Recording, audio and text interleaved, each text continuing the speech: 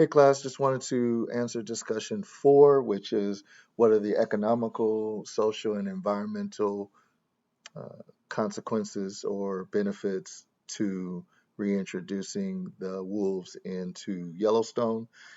In that 5 or 6 minute video, I noticed that there were a few different takes, and then I went to another website um, that talked about the benefits economically as well as maybe the trade-offs. So, as far as economics, hunting uh, was a nightmare with the wolves being where their population got out of control because they would eat the same elk and livestock that herders are raising for a living, which obviously impacted those particular life lifestyles and livelihoods of humans, as well as there were quite a few less elk when it came to hunting them for meat. So we weren't able to do that because the wolves were the top predator. Uh, as far as economically, there's also this idea of connectivity, conservation, being able to connect park to park, to Yellowstone being connected to the greater northern Canada or Canadian, excuse me, area.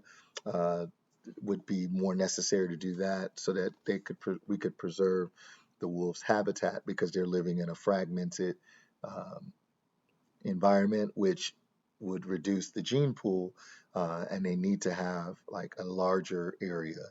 So economically, that may be a little more expensive to deal with, but there's a plus side economically because ecotourism grew, according to one of the sites that I looked at, about $35 million was generated from people going to see the wolves and visiting Yellowstone. So I don't know that all that money directly attributed to the wolves, but if there are more people going to national parks to visit, and even more so than before the wolves were introduced, then we could say that that's a positive benefit for um, or economically for the wolves being reintroduced.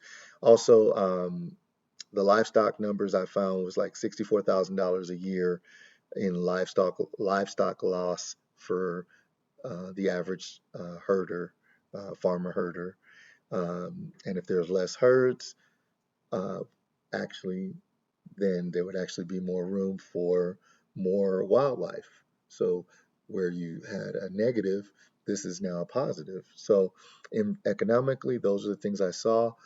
Socially, I saw that we would be able to improve, again, the biodiversity because the elk would actually be less. The wolves would be able to thrive more, and the gene pool of maybe other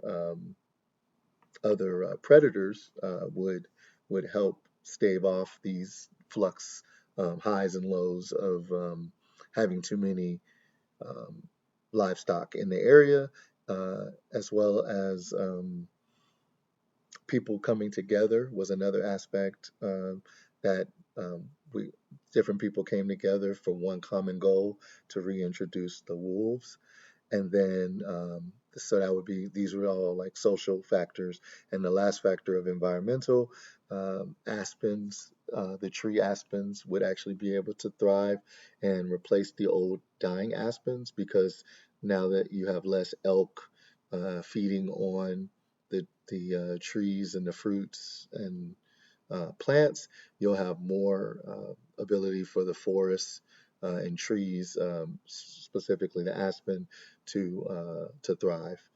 Okay, and that's all I have.